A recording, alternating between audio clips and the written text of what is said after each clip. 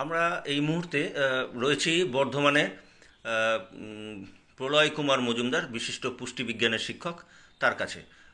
তীব্র গরম, এই গরমেতে আপনারা ঘামাচি, অ্যালার্জি, নানাবিধ সমস্যায় ভুগছেন। এই প্রলয়বাবু তিনি আবিষ্কার করেছেন এমন একটা ঘরোয়া টোটকা বা ওষুধ, যা কিনা ব্যবহার করলে আপনি সঙ্গে সঙ্গে এই সমস্যা থেকে নিষ্কৃতি পেতে পারেন। মানে লাগাতার বিভিন্ন নামি দামি কোম্পানির পাউডার থেকে ওষুধ ব্যবহার করে যারা এখনও পর্যন্ত সুফল পাচ্ছেন না, তারা অবশ্যই এটা ব্যবহার করার চেষ্টা করুন। আমরাও আশা করছি প্রলয়বাবুর মতনই যে আপনারা দ্রুত এর থেকে রিলিফ পেতে পারেন। কি বলছেন প্রলয়বাবু? এই গরমে ঘামাচি, যা কিনা মানে রীতিমতো উদ্ব্যস্ত করে মারছে সাধারণ মানুষকে, একই সঙ্গে বিভিন্ন রকমের অ্যালার্জি, তো তার হাত থেকে পরিত্রাণ পাওয়ার ক্ষেত্রে আপনার টোটকা কি যদি বলেন? হ্যাঁ, এই গরমে ঘামাচি এটা পশ্চিমবঙ্গে আমাদের একটা খুব কমন সমস্যা। এবং এই সমস্যার যদি আমাদের প্রতিকার করতে হয়, আমরা বিভিন্ন সময় বিভিন্ন উপাদানের কথা শুনি এবং বিভিন্ন পাউডারের কথা শুনি। পাউডার মাখলে কিন্তু এই সমস্যাটা আরো বেড়ে যাবে এবং এই ঘামাচি থেকে ফোঁড়া ইত্যাদি সমস্যাও হতে পারে। তার কারণ হচ্ছে পাউডারে মূলত লোমকূপগুলোকে বুঝিয়ে দেয়। বুঝিয়ে দিলে তখন আর সহজে ঘামটা শরীর থেকে বেরোতে পারবে না। একেবারে আইস কিউব যেমনটা আমি আপনাদেরকে এখানে দেখাতে পারি, এই যে আমার কাছে আইস কিউব রয়েছে, আপনারা দেখতে পাচ্ছেন এই ছোট্ট বরফের টুকরো।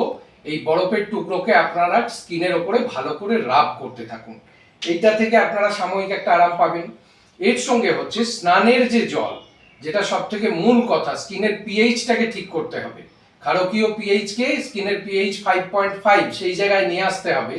তো সেই জন্য আপনারা স্নানের যে জল, সেই জলের মধ্যে এই যে একেবারে ঘরেতে পাওয়া যায় কাগজি লেবু বা পাতি লেবু যেটাকে আমরা বলি, সেই লেবুটাকে 4টে টুকরো করে এর 2টো টুকরো আপনারা 1 বালতি জলের মধ্যে মেশান এবং এরকম 2 ট্রে বরফ, যে আইস কিউব আমি দেখালাম, 2 ট্রে বরফ আপনারা সেই জলের মধ্যে দিয়ে তারপর আপনারা সেই জলে ভালো করে স্নান করুন বা যে জায়গায় ঘামাচি হয়েছে সেই জায়গায় এগুলোকে অ্যাপ্লাই করুন। একদম 24 ঘন্টার মধ্যে দেখবেন সমস্ত ঘামাচি চুইয়ে গেছে। এবার ঘামাচি তো চুইয়ে গেল, সেখানকার স্কিনটাকে রিপেয়ার করবেন কিভাবে? সেই স্কিনটা রিপেয়ার করার জন্য আপনি সব থেকে ভালো হচ্ছে বেসন। বেসনকে স্ক্রাবার হিসাবে ইউজ করুন।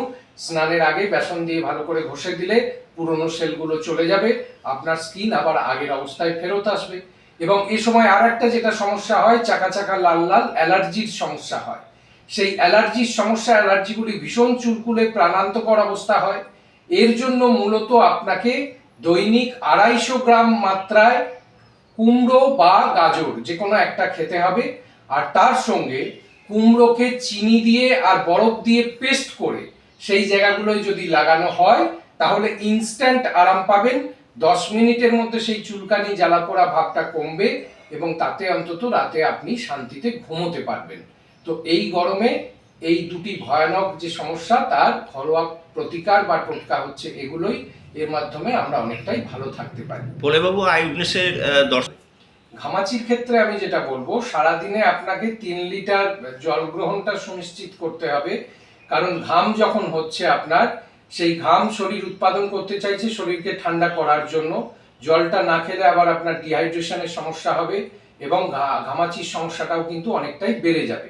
আর অ্যালার্জির ক্ষেত্রে আমি বলবো যে আপনাকে দৈনিক কুমড়ো বা গাজর এটা ডায়েটে রাখতেই হবে এবং একটা অ্যাডাল্ট পার্সনের জন্য এটা অবশ্যই ডেলি 250 গ্রাম মাত্রায় রাখতে হবে। তবে যদি কারোর কুমড়ো বা গাজর একান্ত খেতে ভালো না লাগে, তাহলে আমি বলবো যে ওষুধের দোকান থেকে কড লিভার অয়েল কিনতে পাওয়া যায়। কড লিভার অয়েল খাওয়ার জন্য, গায়ে মাখারটা নয়, জিলাটিনাইজড ক্যাপসুল আকারে পাওয়া যায়।